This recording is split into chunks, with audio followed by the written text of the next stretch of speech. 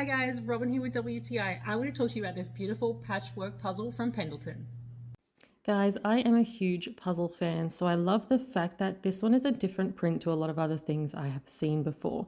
The color and quality of the print is absolutely amazing, and the size of the pieces are really good too. Not too big, not too small, and they are really sturdy as well, so I don't feel like I'm going to break them while I'm trying to decide if they fit in the right spots or not. One thing I love about this puzzle is because it's an arrangement of patchworks, it's like a bunch of different puzzles in one. So you can just work on one little section, and then once that's complete, move on to the next one.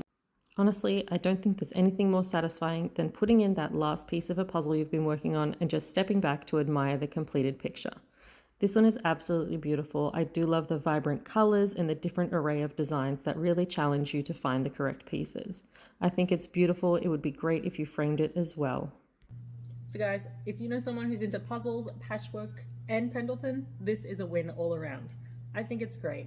I'm sure they will too, as well as yourself, but that's just my point of view.